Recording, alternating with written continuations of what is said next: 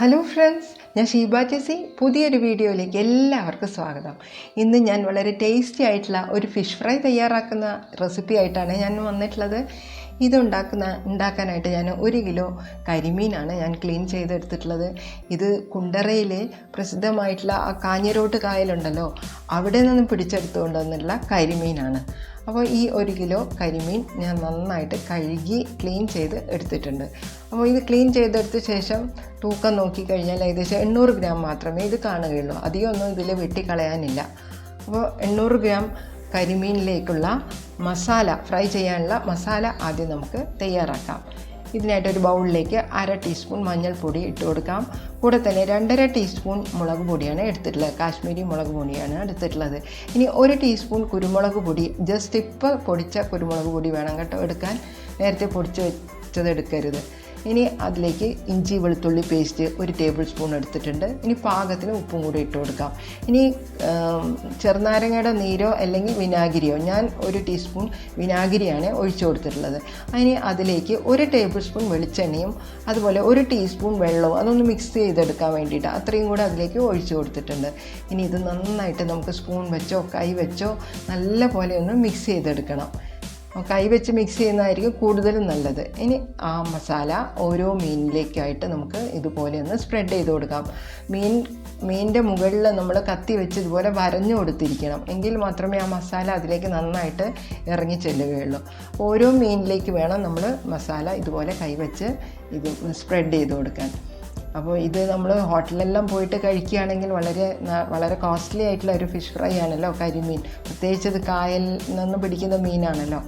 അപ്പോൾ ഇത് ഇതുപോലെ നമുക്ക് വീട്ടിൽ കിട്ടുകയാണെങ്കിൽ ഇതേ മസാല ഉപയോഗിച്ച് ഫ്രൈ ചെയ്തെടുത്താൽ ആ റെസ്റ്റോറൻറ്റിലെ അതേ ടേസ്റ്റിൽ തന്നെ നമുക്ക് ഫിഷ് ഫ്രൈ തയ്യാറാക്കിയെടുക്കാൻ സാധിക്കും. അപ്പോൾ ഇതെല്ലാം മീനിലും ഇതുപോലെ നന്നായിട്ട് സ്പ്രെഡ് ചെയ്തെടുത്തിട്ടുണ്ട്. ഇനി ഇത് നമുക്ക് കുറച്ച് നേരം ഒന്ന് റെസ്റ്റ് ചെയ്യാൻ വെക്കുന്നത് വളരെ നല്ലതാണ്. അപ്പോൾ ഫ്രിഡ്ജിലാണ് ഞാൻ 1 മണിക്കൂർ നേരം ഫ്രിഡ്ജിൽ ഇത് റെസ്റ്റ് ചെയ്യാനായിട്ട് വെച്ചിട്ടുണ്ട്. അപ്പോൾ മസാലയൊക്കെ നന്നായിട്ട് അതിലേക്ക് അബ്സോർബായിട്ട് വരും.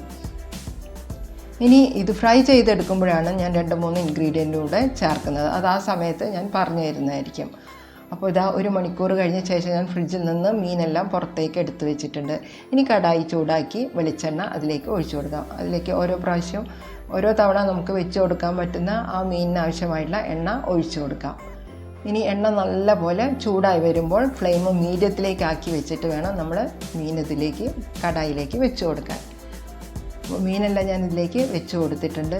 ഏകദേശം 5 മിനിറ്റോളം എടുക്കും മീഡിയം ഫ്ലെയിമിൽ ഇതിൻ്റെ ഒരു ഭാഗം ഫ്രൈ ആയിട്ട് വരാൻ.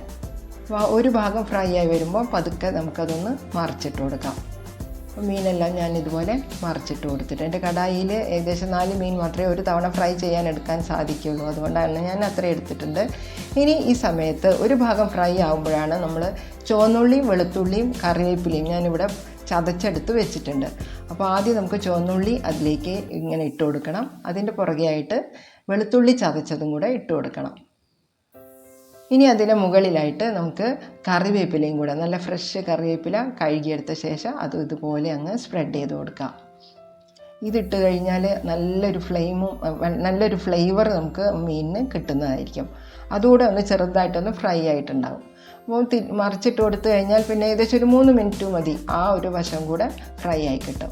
അപ്പോൾ എൻ്റെ മീൻ നന്നായിട്ട് ഇവിടെ ഫ്രൈ ആയി വന്നിട്ട് നല്ല ഒരു മണം വരുന്നുണ്ട്. ഇനി നമുക്കത് കോരിയെടുത്ത് ഒരു പാത്രത്തിലേക്ക് ഇട്ട് കൊടുക്കാം. അപ്പോൾ നമ്മൾ ഈ മീനിൻ്റെ മുകളിലായിട്ട് നമ്മൾ ആ ഫ്രൈ ആയി വന്നിട്ടുള്ള ഉള്ളിയും ആ കറിവേപ്പിലയും കൂടെ അതിൻ്റെ മുകളിലേക്ക് ഇട്ട് കൊടുക്കുക. ചൂടോടെ തന്നെ ഇത് സെർവ് ചെയ്യാൻ ശ്രദ്ധിക്കണം കേട്ടോ, അപ്പോഴാണ് ആ നല്ല ടേസ്റ്റ് ഉണ്ടായിരിക്കുക. അപ്പോൾ എൻ്റെ റെസിപ്പി എല്ലാവർക്കും ഇഷ്ടമായെന്ന് വിചാരിക്കുന്നു. ഇഷ്ടമായാൽ ലൈക്ക് ചെയ്യാൻ മറന്നു പോകരുത്, സബ്സ്ക്രൈബ് ചെയ്ത് സപ്പോർട്ടും കൂടെ ചെയ്തേക്കണം കേട്ടോ. Thank you for watching.